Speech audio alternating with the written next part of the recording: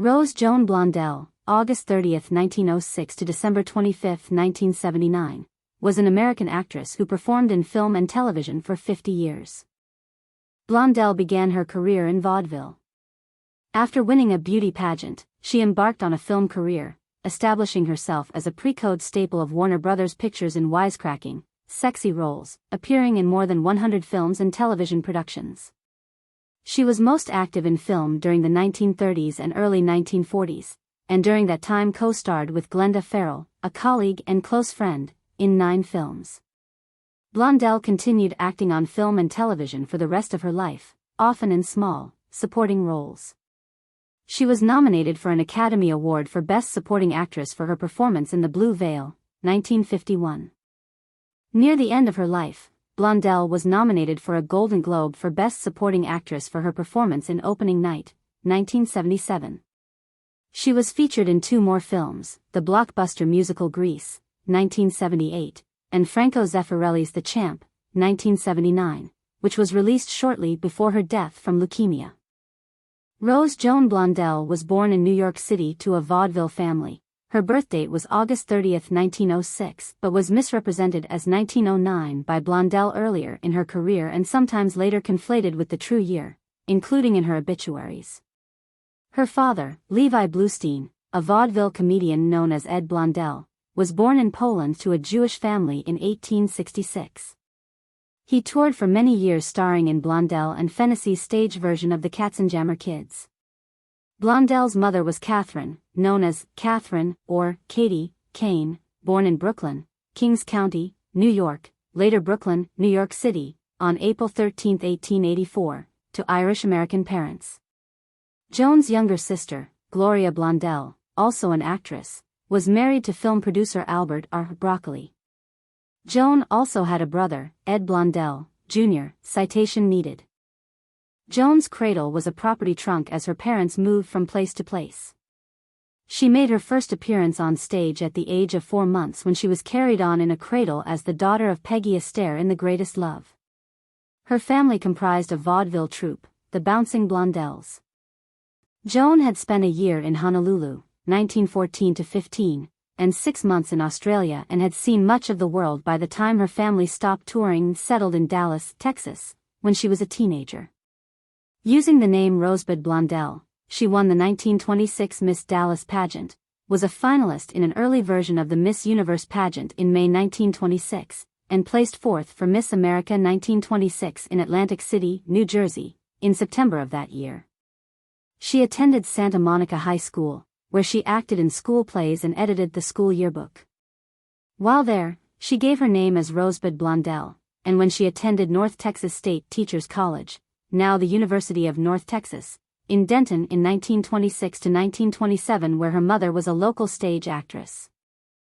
Around 1927, she returned to New York, worked as a fashion model, a circus hand, a clerk in a store, joined a stock company to become an actress, and performed on Broadway. In 1930, she starred with James Cagney in Penny Arcade on Broadway. Penny Arcade lasted only 3 weeks, but Al Jolson saw it and bought the rights to the play for $20,000. He then sold the rights to Warner Brothers, with the proviso that Blondell and Cagney be cast in the film version, named Sinner's Holiday, 1930. Placed under contract by Warner Brothers, she moved to Hollywood, where studio boss Jack L. Warner wanted her to change her name to Inez Holmes, 34, but Blondell refused. She began to appear in short subjects and was named as one of the Wampas Baby stars in 1931. Blondell was paired several more times with James Cagney in films, including The Public Enemy, 1931, and Footlight Parade, 1933, and was one half of a gold-digging duo with Glenda Farrell in 9 films. During the Great Depression, Blondell was one of the highest-paid individuals in the United States. Her stirring rendition of Remember My Forgotten Man, in the Busby Berkeley production of Gold Diggers of 1933, in which she co-starred with Dick Powell and Ruby Keeler, became an anthem for the frustrations of unemployed people and the government's failed economic policies. In 1937, she starred opposite Errol Flynn in The Perfect Specimen. By the end of the decade, she had made nearly 50 films. She left Warner Brothers in 1939. In 1943, Blondell returned to Broadway as the star of Mike Todd's short-lived production of The Naked Genius, a comedy written by Gypsy Rose Lee. She was well received in her later films, despite being relegated to character and supporting roles after 1945, when she was billed below the title for the first time in 14 Years in Adventure, which starred Clark Gable and Greer Garson. She was also featured prominently in A Tree Grows in Brooklyn, 1945, and Nightmare Alley, 1947.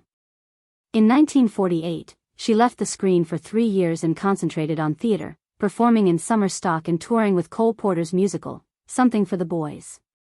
She later reprised her role of Aunt Sissy in the musical version of A Tree Grows in Brooklyn for the national tour and played the nagging mother, Mae Peterson, in the national tour of Bye Bye Birdie. Blondell returned to Hollywood in 1950. Her performance in her next film, The Blue Veil, 1951, earned her an Academy Award nomination for Best Actress in a Supporting Role. She played supporting roles in The Opposite Sex, 1956, Desk Set, 1957, and Will Success Spoil Rock Hunter?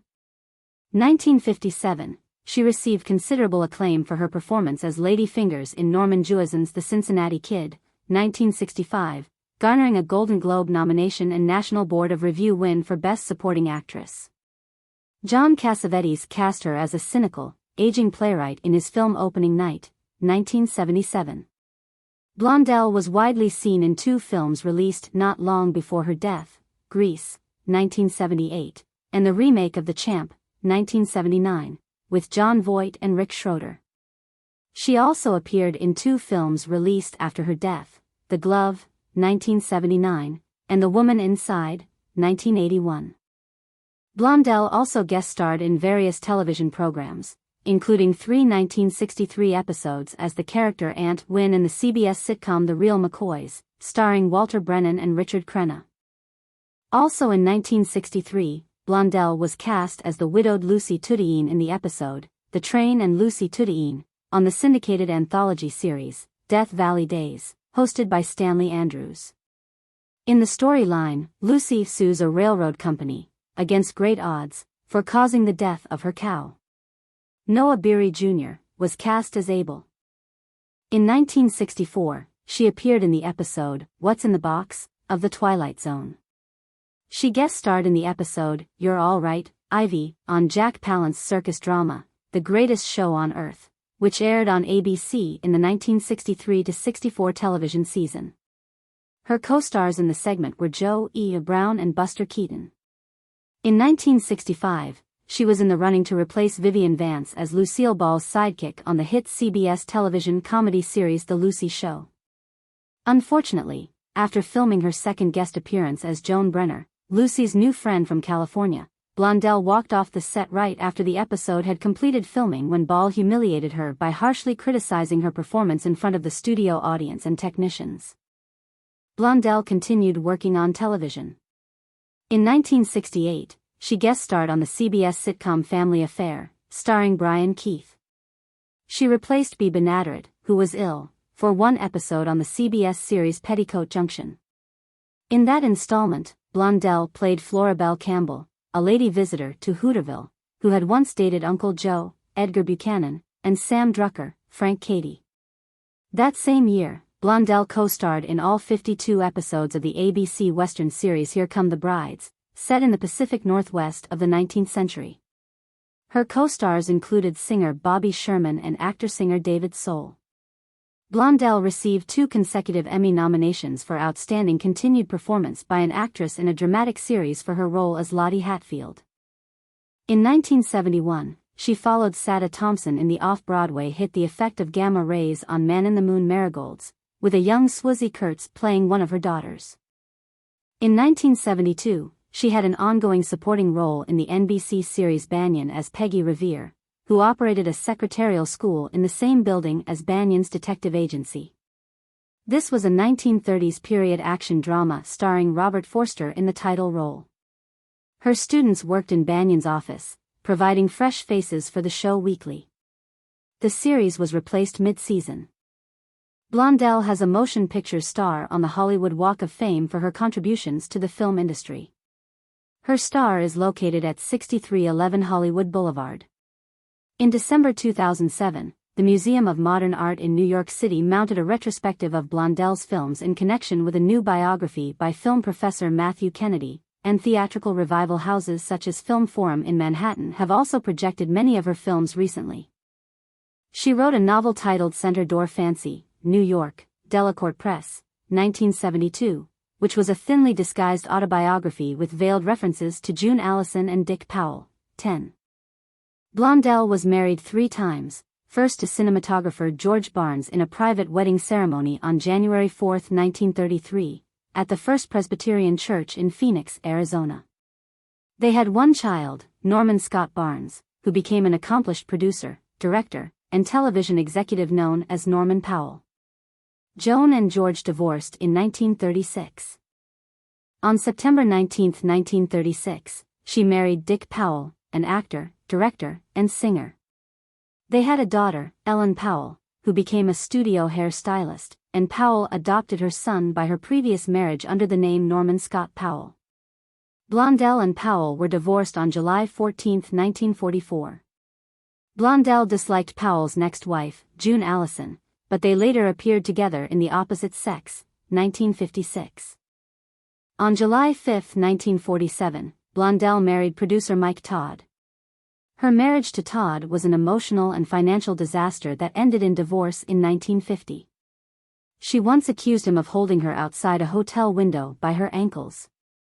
He was also a heavy spender who lost hundreds of thousands of dollars gambling. High-stakes bridge was one of his weaknesses, and went through a controversial bankruptcy during their marriage. An often repeated myth is that Mike Todd left Blondell for Elizabeth Taylor, when in fact, she had left Todd of her own accord years before he met Taylor. Blondell died of leukemia in Santa Monica, California, on Christmas Day, 1979, with her children and her sister at her bedside. She was cremated and her ashes interred in a columbarium at the Forest Lawn Memorial Park Cemetery in Glendale, California. She was 73 years old.